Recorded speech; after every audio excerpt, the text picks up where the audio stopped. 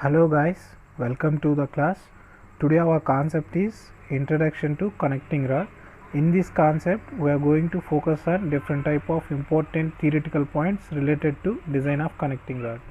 In this lecture our objective is to learn about a clearly different type of important points related to connecting rod.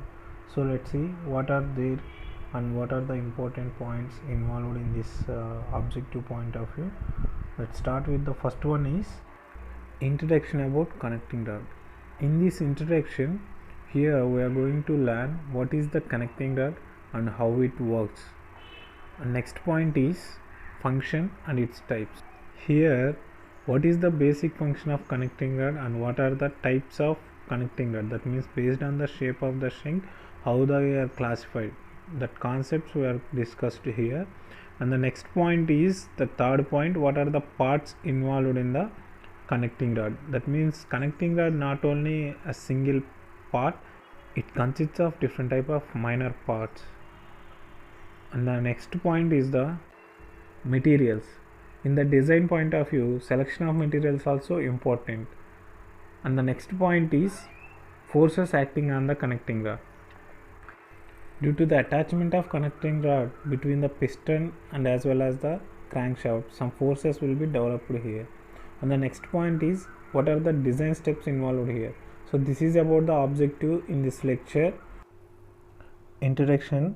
The first one is what is the connecting rod.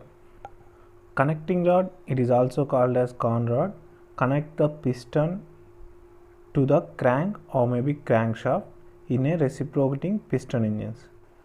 It is the general definition for connecting rod. The connecting rod is used to connect the piston and as well as the crankshaft. And next one is the what does it do? It transmits the thrust of the piston to crankshaft, and as the result the reciprocating motion of the piston is translated into rotational motion of the crankshaft. Here when the power is developed by the piston, that power is transmitted to the crankshaft with the help of attachment of connecting rod. So this is about a little bit of introduction to connecting rod. And go to the next point. If you find out the connecting rod, it consists of three parts. One is the long shank, small end and big end. That small end of connecting rod is connected to the piston, and as well as the big end of connecting rod is connected to the crankshaft. The middle portion between the small end and the big end is called the shank. The cross section of the shank it consists of different type of shapes like a rectangular, circular, tubular, I section or maybe H sections. So based on the need, different type of sections are preferred in the industrial or maybe applications point of view. A circular section is generally used for low speed engines, and as well as the I sections is preferred for high speed engines. So this is about that utilization of crankshaft based on their shape and as well as the based on their needs. Go to the next point. If you find out this diagram, it is easy to identify what are the three parts. The small portion is called the small end of the connecting rod. It is used to attach the piston, and as well as this big portion is used to connect the crankshaft with the help of bearings. And the middle portion, what that middle portion is consists is called the shank of the connecting rod. So this is about that three parts. And how does it function? That means how it works means connecting rod are subjected to forces generated by mass and fuel combustion. These two forces result in axial load and as well as bending stresses. We know very well the working of engine. Due to the combustion of fuel, high amount of forces will be generated. That forces are transferred to the connecting rod from piston to crankshaft in the form of reciprocating to rotary motion. Here it is easy to understand the construction of the connecting rod. In that construction, some more minor parts are involved here. They are upper and lower bearings and as well as bearing cap, bolt and nuts. The upper and lower bearings are supported to the connecting rod and as well as the crankshaft.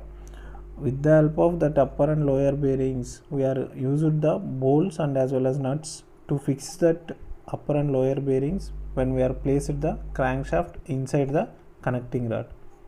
And these bearings are provide the smooth operation between the connecting rod and crankshaft. Here we are clearly identify the what are the parts we are discussed in the connecting rod.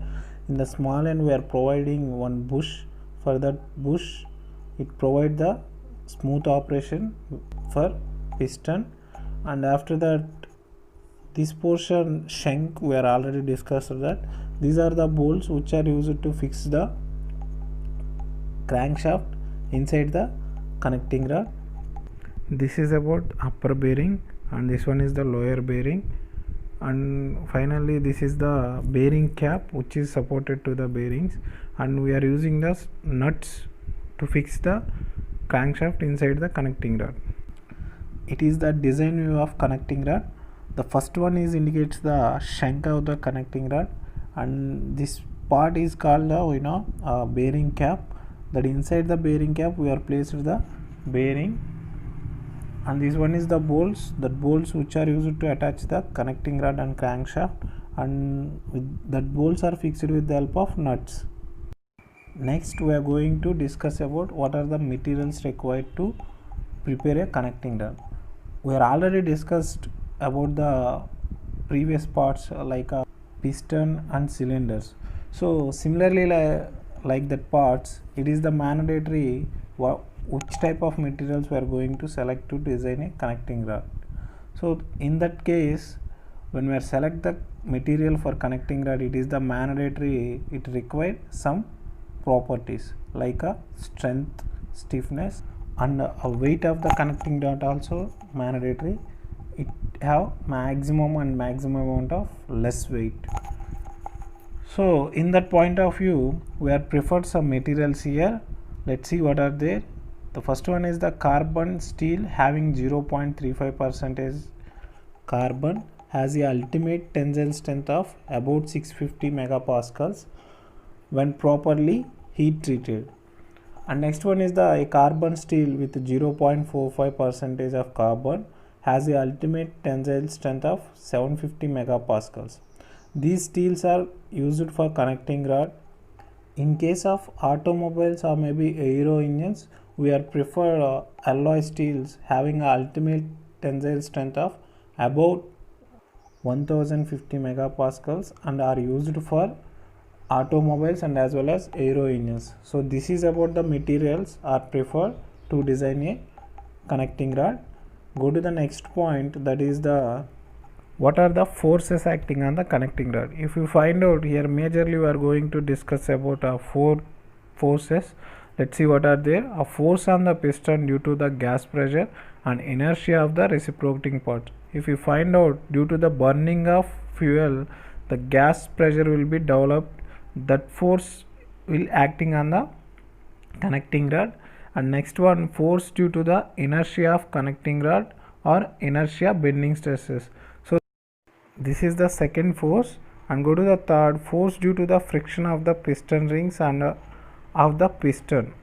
If you find out the connecting rod is attached to the piston, due to that rotation, that means due to that motion of the connecting rod, some friction will be developed here, so that force also acting here.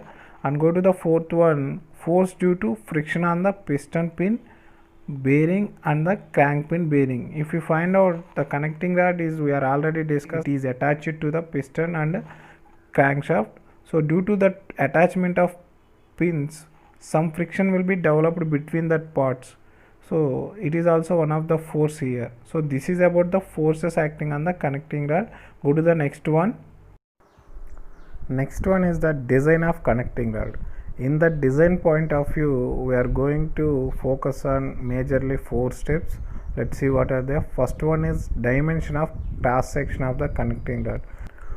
We are already discussed cross section of the connecting rod. We have a different type of cross sections. So based on the requirement, we are selected one cross section in that types.